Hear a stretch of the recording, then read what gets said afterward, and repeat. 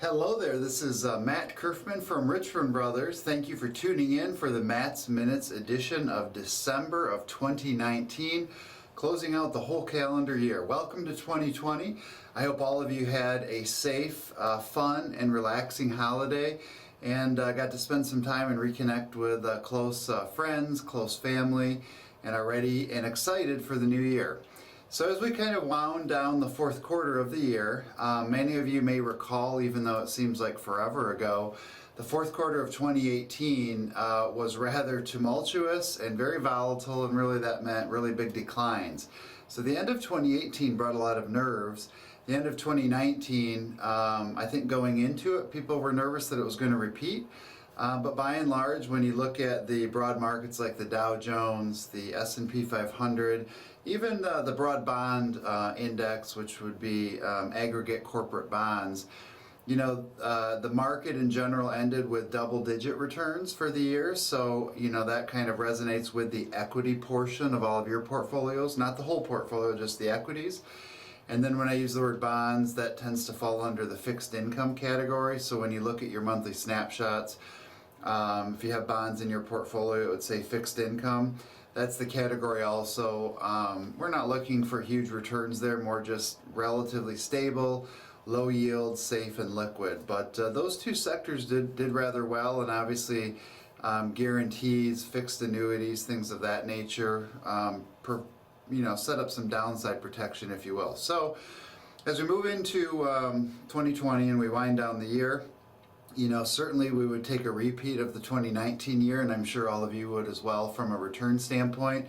Kind of in this first quarter, I think most of the analysts and economists, when you go out and kind of read all the headlines, in the near term, no one is predicting a recession.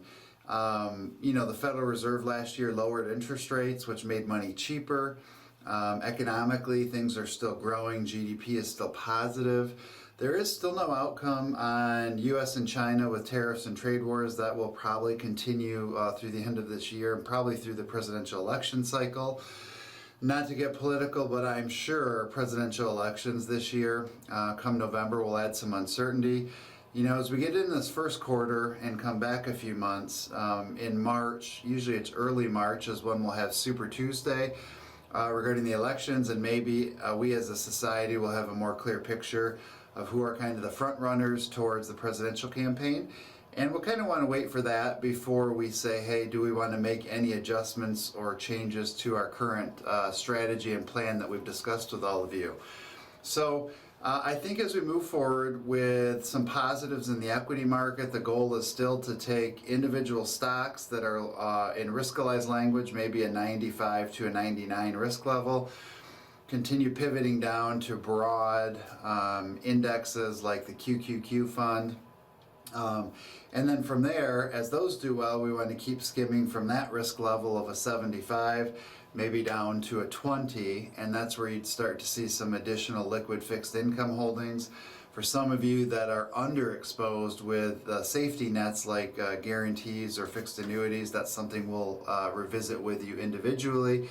But we want to keep moving down that path. Many of you have heard this from me before, and I may sound like a broken record, but if you think about your portfolio as kind of a large cruise ship, and if you're standing out on the deck of the cruise ship with binoculars, and you look way out on the horizon and you see an iceberg, there's plenty of time to go make the captain aware and you can slowly turn the ship. But if you're on that same deck and you kind of look over the edge and you see an iceberg right below, you can't turn the ship, you can't turn the portfolio on a dime. And so generally that's not how recession happens. So we want to slowly, methodically keep going down that path, keep skimming off the top, keep getting a little more conservative. And this is not all done at once. It's done on a holding by holding basis. And so we'll kind of keep you apprised on that continued path that we have communicated throughout 2018. So again, just a reiteration, it doesn't sound like there is going to be at least the things lining up towards a recession this year, so that could be pushed out a little bit. We don't think it'll be avoided, but we could have a little more time where the markets could do well. And we want to keep shifting from risk further and further down that risk-alized spectrum. And one last thing that I did want to run by you for those of you that tune in and watch this episode every month, watch out for your inboxes. We're going to be sending a quick survey, and it's going to be more a survey of personal in nature, so kind of your likes, dislikes, things that you really enjoy.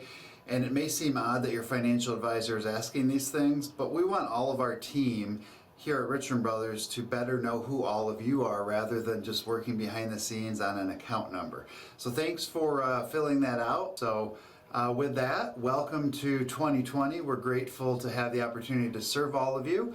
Thank you for tuning in, and as always, if you have questions, especially on your individual circumstance, please call us 517-435-4040 or email questions at richmondbrothers.com. Thank you so much for tuning in, and cheers to a great 2020.